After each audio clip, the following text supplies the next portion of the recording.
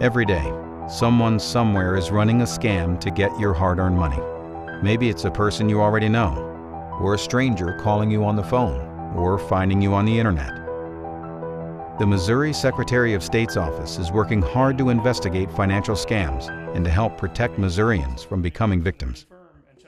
One such case involved a St. Louis pastor, Mark Stafford, who stole the life savings of 21 families, mostly seniors, whose trust he gained as a financial investor.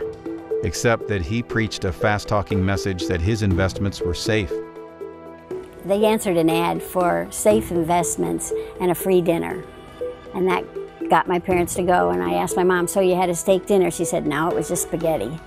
But there were a lot of people there, and he was a very good salesman. Mr. Stafford was basically telling people they were investing in IRAs, and he would just generate his own IRA statements. And after we subpoenaed the bank records, we found out he was spending the money on himself, his business, and basically gambling in Forex accounts, losing a lot of funds that way. But he would in turn generate these statements and send them out to the investors, and they thought their investments were growing and they weren't aware of what was actually going on. When I finally realized that this was actually happening to me and others, I just was so depressed.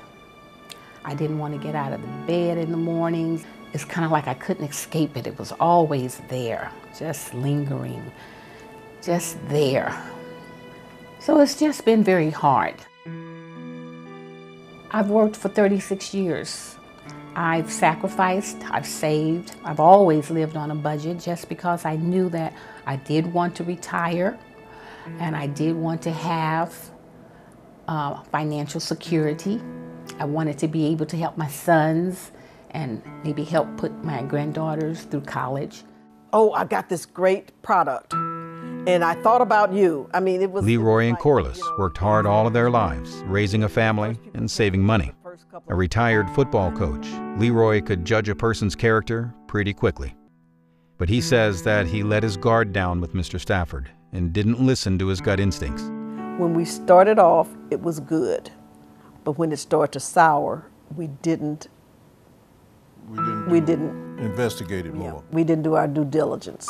And I kind of had a feeling that this was going to all come to head, because down the line, I kind of got bad feelings about him when he stopped communicating, when he stopped sending me information and started giving me all these companies that he affiliated with, and when you call these companies, they never heard of him. And I said to my wife, something is wrong. After a year-long investigation by the Missouri Secretary of State's office, Mark Stafford pled guilty in federal court to investment fraud. He admitted to lining his own pockets with $1 million from investors. He spent it on trading, liquor, tailored suits, and to pay off other investors. They will get caught eventually, and if they're running a Ponzi scheme, the house of cards will fall eventually. Financial scams that prey upon trusting Missourians can be avoided, and knowing how to safeguard your investments will make you one less victim of this crime. The Missouri Secretary of State's Vulnerable Citizen Service Unit is at your service. Call their toll-free hotline or visit MissouriProtectsInvestors.com.